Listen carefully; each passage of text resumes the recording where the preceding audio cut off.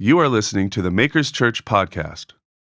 For more information about our community, please visit makerschurch.org. Hey, if we've never met, my name's Derek, and I'm so glad to be here with you this morning. How many of you have been with us for our Focus series? Most of it. Give me a shout. Awesome. If you're new with us or you haven't been with us for a while, we've been in a conversation for several weeks now called Focus, the search for what matters most. And we've been using the book of 1 Corinthians as kind of our context to figure out what are the things that matter most in life. And we've discovered along the way that Paul, the Apostle Paul, he's responding to a letter that the church wrote to him. And he's answering their questions, but in their questions, he's kind of trying to corral them and bring them back to what matters most. And so even though they might ask about X, Y, or Z, he answers like B. You know, he's like, you're focused on the wrong things. And this morning I want to conclude our conversation with, I would say, hands down, perhaps the most pivotal passage for the trajectory of my life and this church. And it's profound to me, but at face value, it might not be profound to you. But before we get into that, I think one of the things that we, all of us, are most concerned with, that we spend most of our time and energy thinking about, is what am I here to do? What am I here to do? Why am I on this earth? And so many times we answer that question with, what should I do for a living? Right? So many of us feel like what we spend the most of our awake lives doing should matter. And so we spend a great deal of time and energy thinking about and wrestling with the vocations that we have, the things that we would do for work. Because other than sleeping, throughout our whole entire lives, the thing we do the most of is work. How many of you guys love that? Yeah, almost nobody. And so we want to find jobs, we want to find things to do with our time and energy, talents, passions, strengths that make a difference, that mean something to us. And so we're constantly trying to answer these questions. In fact, we spend our whole childhood trying to get to college, to learn the skills, to get the job that we'd want to do. And then if we get that job, we spend that job the rest of our lives working it out. And then some of you old people, the three of you in here, might be retired. And a job well done. But the funny thing is that I know about retired people is they're still asking that question. What should I do now? What should I do with my time? And the Apostle Paul steps into this in 1 Corinthians chapter 9, verse 12.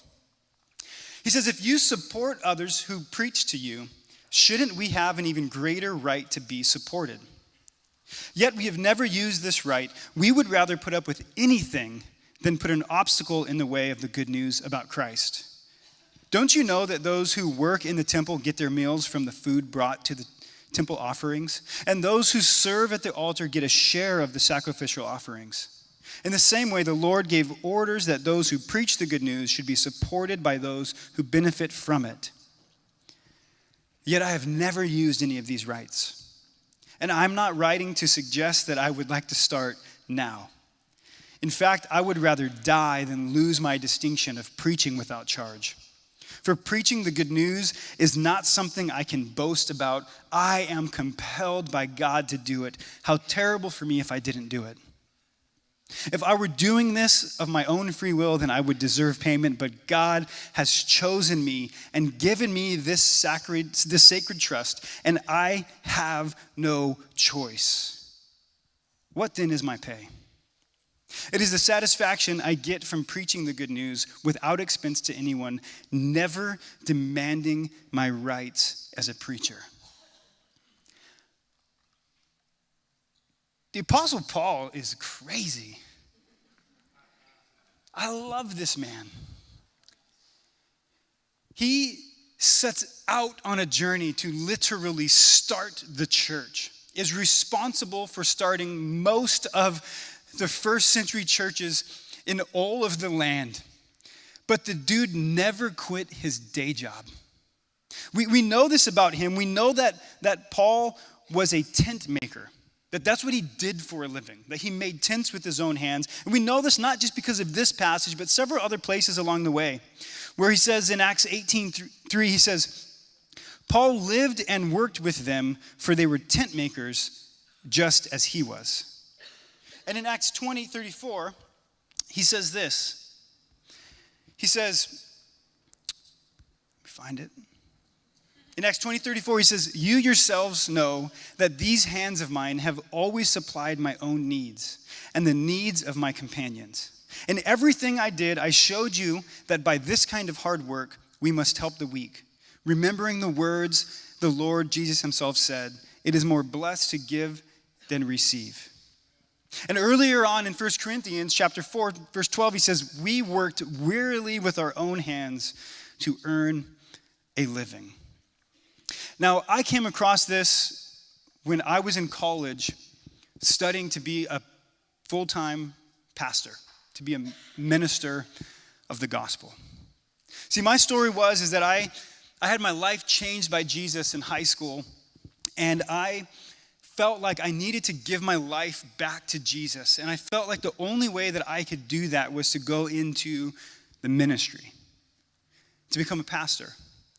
And for me, that was really the only model that I had ever seen. I thought, if I'm going to give back to God, if I'm going to do anything worthy of my life, if I'm going to give my life to anything that's sacred and holy, then it must mean that I should go into the ministry.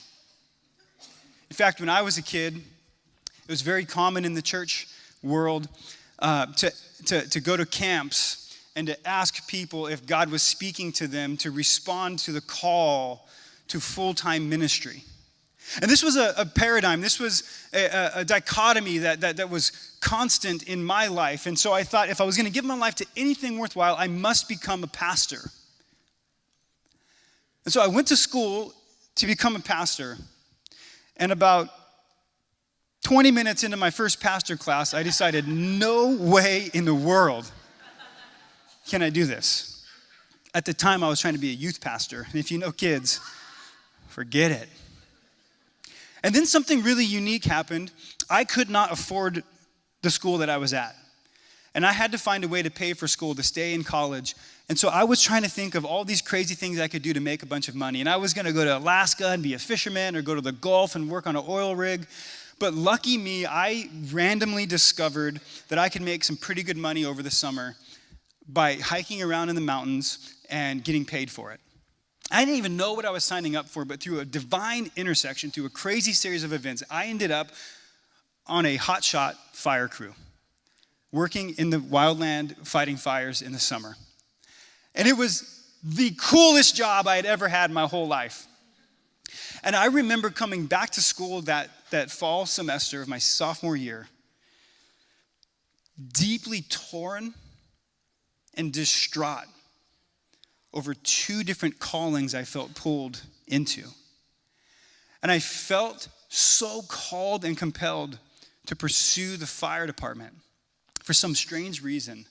But I felt like I was abandoning my calling to the ministry. And I was so distraught. This was my, midlife crisis when I was 19. And I was trying to answer this question, what should I give my life to? And everything around me, keep in mind, I'm at a private Christian school. Everything around me is telling me that the only thing you could do with your life that matters is to go into the ministry. And to become a fireman seemed like I was abandoning my calling, I was abandoning my faith, I was abandoning all of the good things. Until I came across this passage that at face value is not that compelling. But when you're in a crisis of purpose, when you're in a crisis of what would I do with my life, and you discover that perhaps the most influential church planter in the world, in the history of all mankind, never quit his day job. And I began to see for the first time and comprehend for the first time that ministry is not a vocation, that ministry is not an occupation, it's an obligation. I think the word obligation, it gets a bad rap, right? We want to say, we want you to do things because you're passionate about it or because you really feel compelled to do it. But we never say, you should do it because you're obligated. In fact, we always give each other the out. If you feel obligated to do something, you should not do it. But that's actually the wrong understanding of obligation. Obligation is something that we are entrusted with. It's something that we are compelled to do. It's something that we have a privilege of responding to. It's a duty in our lives. As a fireman, I have an obligation to serve the citizens of San Diego. I swore an oath to it. The reason you swear an oath is because there are many, many times when you do not feel like it. And you are reminded that you already said you would. When the bell goes off in the middle of the night, every ounce of me wants to roll over and go back to bed. But I'm reminded of the oath I swore to the citizens of San Diego that when the bell goes off, I will get up and I'll take my busted, tired butt down the fire pole and dangerously drive a fire engine with 3 other guys in it. The same thing happens in a marriage. The reason we get married and we commit our lives to each other and we do it on a public display in front of everyone with witnesses, because there are times when you will not feel like it, but you were obligated to it. And it's our obligation, it's our commitment. I got an amen over here. Some married people in the house shaking their heads. We were obligated to this. And what I discovered in this transition, in this pivot point of my life, is that ministry was not something that I was called to. It's something that every single follower of Jesus Christ is called to. And we're obligated to it, whether we do it for a living or not.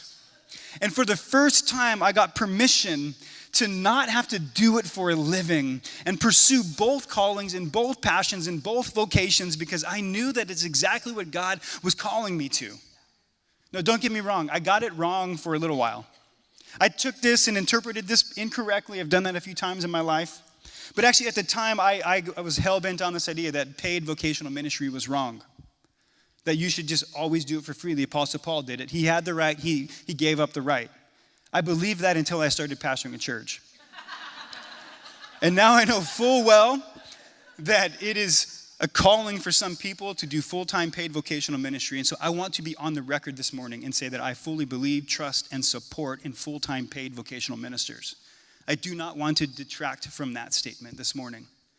But what I want to do is I want to speak to my calling and what has become our calling as a church.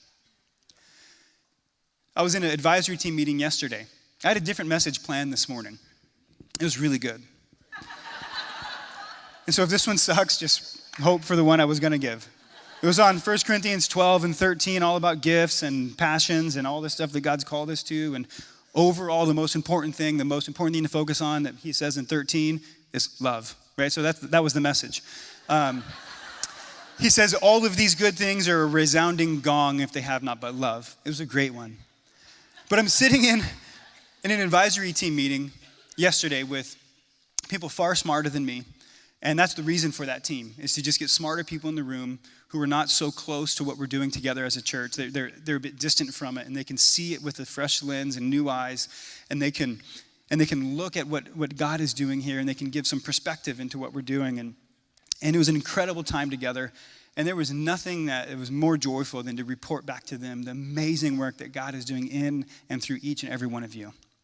And it was just so life-giving to look back over the last year, our first year as Makers Church, and realize that God is up to something big and important and meaningful in us and through us.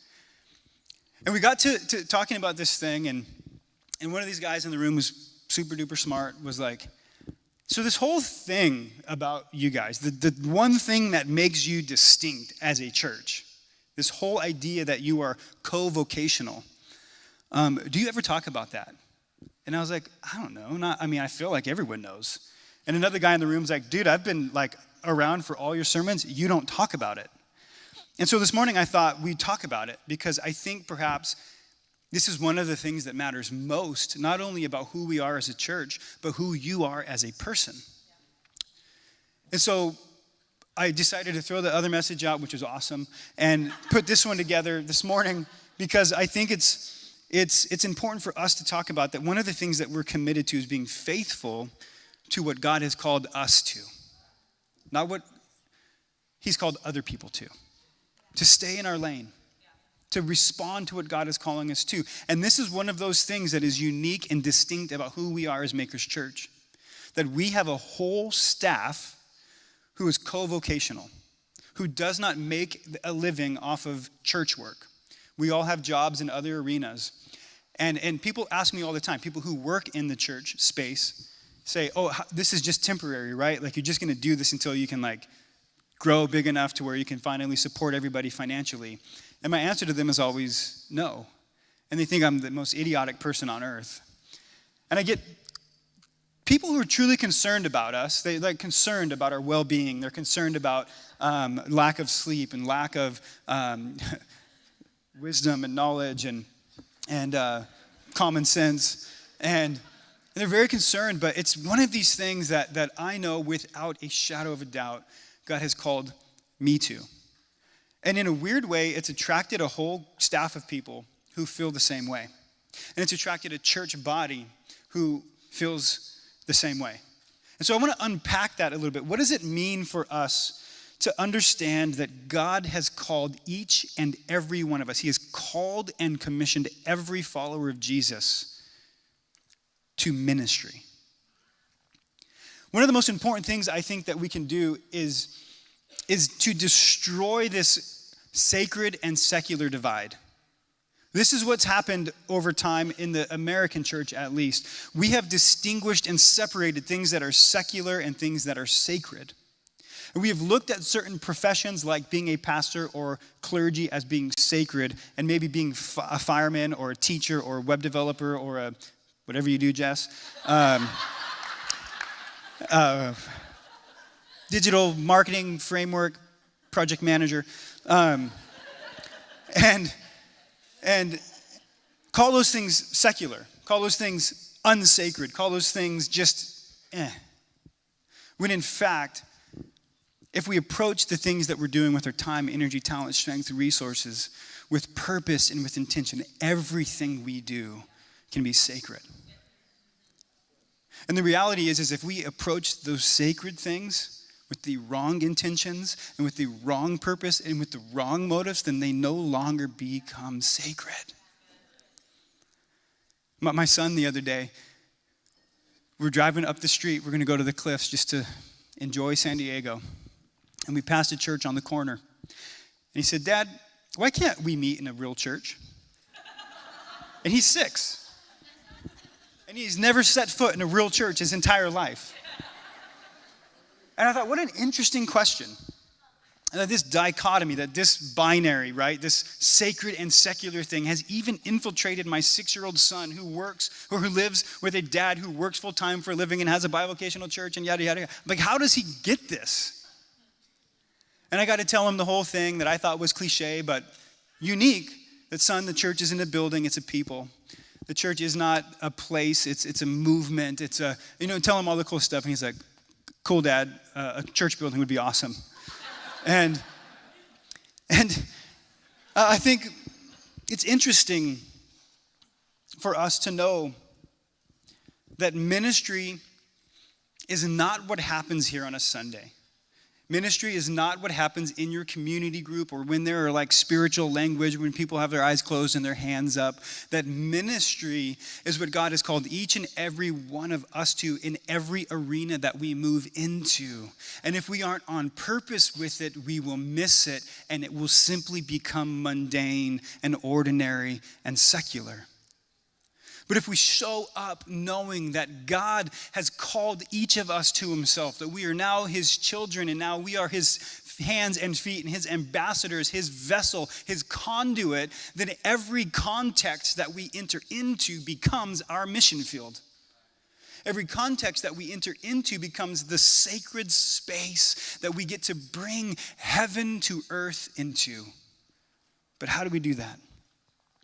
I think the most important thing for us to realize is that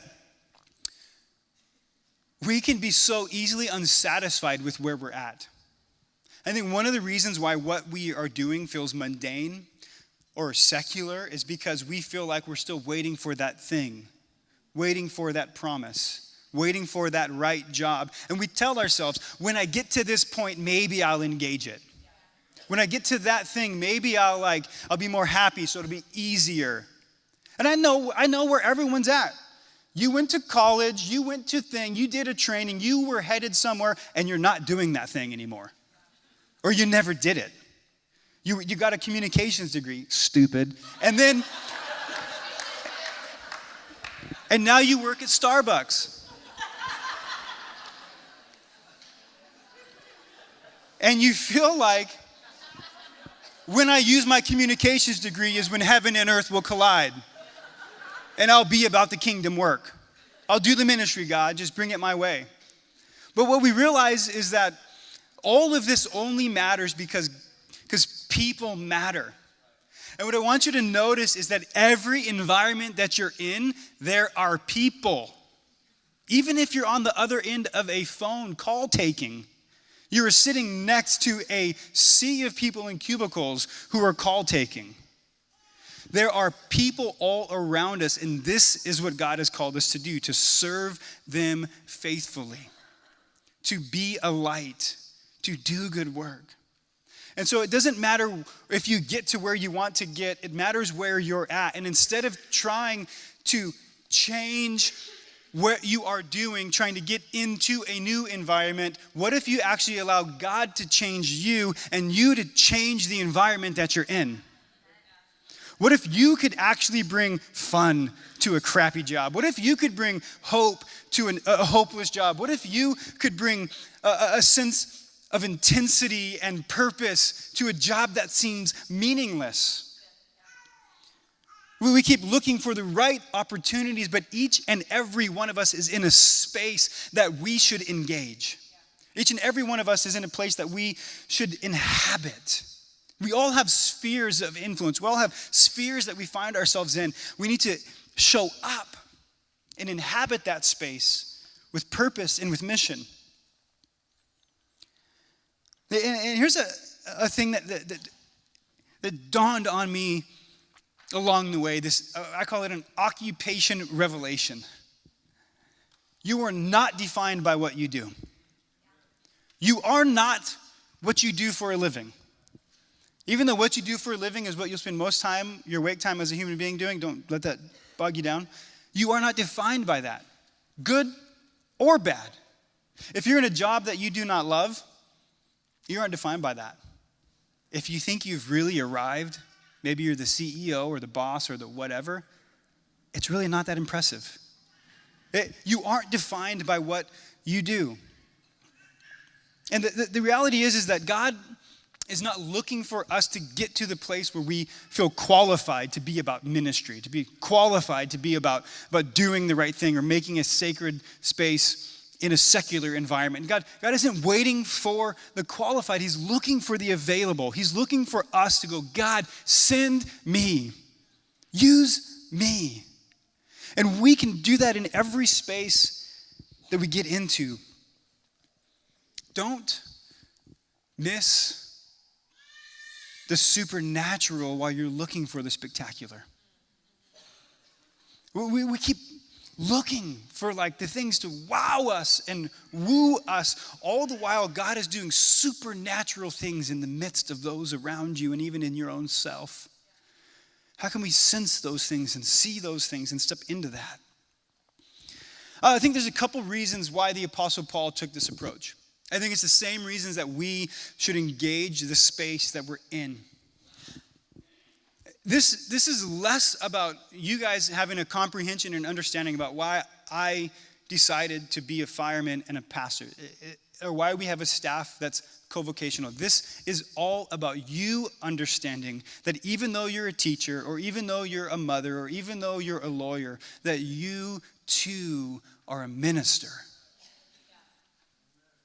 That ministry is your vocation, whether or not you do church work or not.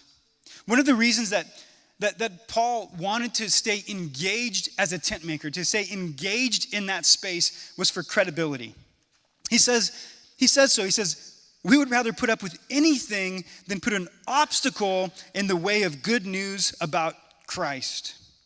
He wanted to be credible. Rather than seeing work as an obstacle, he saw it as an opportunity. People tell me all the time, Derek, you're going to kill yourself. When are you going to do full-time ministry?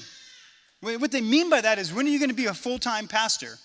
And I tell them, I've been a full-time pastor since the day we started this church. And I've been a full-time minister since the day I said yes to Jesus. It doesn't matter how much time I spend in and out of this space, because that other space that I show up to is my mission field. It is the ministry. It is the work. And the most important thing is that I stay credible in both spaces.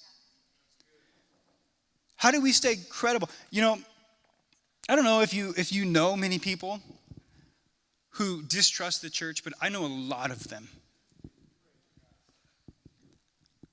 Almost every single person I work with. And there's a lot of jokes that go around. When I tell them I'm broke, they tell me, just pass the bucket again, dude. When I tell them I want to do something cool, they go, oh, dude, you have endless supply of money. Just pass the bucket. And they know that this is not what I do for a living, and so they're tongue-in-cheek. They kind of mean it. They're kind of just trying to jam me up. But what they're really saying is, we have no comprehension of how that world works. And we're willing to joke with you about it because we trust you. And I wonder how we can develop that kind of credibility and trust in every single space that we would find ourselves in. That we want to just talk the talk, that we want to just talk about Jesus or talk about ministry. We don't tell people what's going on at church. We talk about what God is doing in our lives, what God is doing in us. Paul did this to establish credibility. He wanted nothing to diminish his credibility. He also did it because he wanted to develop a common ground with people. Do you realize that the church is a bubble? That we use stupid language that nobody else understands, that we do things that nobody else understands, that we sit up, stand down, turn around, do all sorts of things that if you don't grow up in this space, you know, even when you're trying not to do that, we do it. And if you talk church in an environment where church isn't a thing, it's awkward and confusing. And Paul said he wanted to develop a common ground with people. He didn't want to be so limited in the way he spent his time and energy. And the church is not the place he only wanted to have an influence. He wanted to have influence in the workplace. And he says this in 1 Corinthians 9, verse 19. He says, though I am free and belong to no man, I make myself a slave to everyone, to win as many as possible. To the Jews, I became like the Jews to win the Jews. To those under the law, I became like the one under the law, though myself am not under the law, so as to win those under the law. To those not having law, I became like the one not having the law, though I am not free from God's law, but I'm under Christ's law, so as to win those who not having the law. To the weak, I became weak to win the weak. I have become all things to all men, so that by all possible means I might save some. I do all of this for the sake of the gospel, that I may share in its blessings. He chose to become all things to all people. In a less profound way, he's saying, I wanted to be able to have shop talk with different people. I wanted to be able to have language that I can use in different environments. I wanted to have a shared experience with other people so that I don't just have to talk about how difficult it is to do this or that. I knew it. He knew what it was to tents were not like polar tents back then or all the cool hipster ones. They were canvas and leather. He knew what it was to drive through his finger with a needle. He knew what it was like to bleed, and he knew what it was like to sweat and to labor, and he had developed a common ground with people. He had earned the right to speak. It says this in Colossians 4:5. It says, live wisely among those who are not Christians, and make every effort, make the most of every opportunity. Let your conversation be gracious and effective so that you will have the right answer for everyone. He developed a common ground so that he could have common language and he could earn the right to speak. And I think one of the ways he did this was through his work ethic. In 2 Thessalonians 3:7, he says, for you yourselves know how you ought to follow our example. We were not idle when we were with you, nor did we eat anyone's food without paying for it. On the contrary, we worked night and day, laboring and toiling so that we would not be a burden to any of you. We did this not because we do not have the right to such help, but in order to offer ourselves as a model for you to imitate.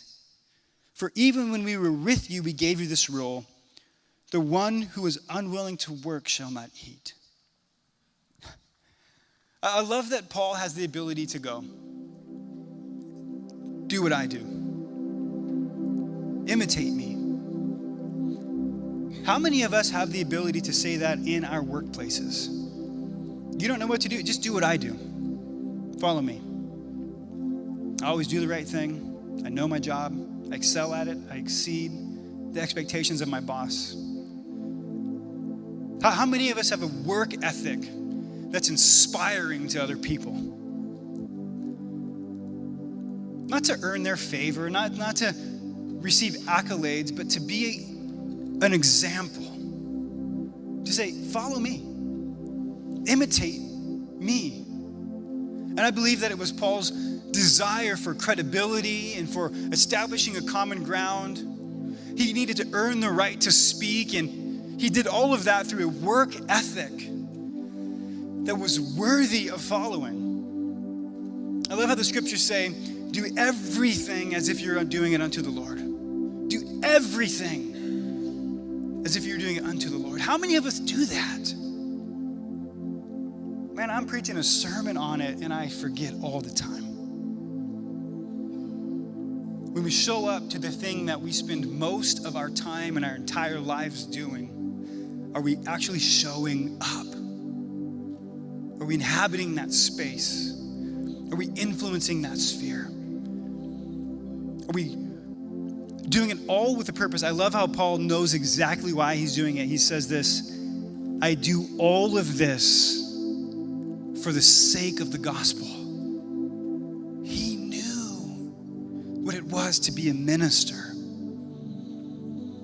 He knew what it was to have his life be full-time ministry. And that is one of the very distinctives that makes us, Makers Church. That's who we are.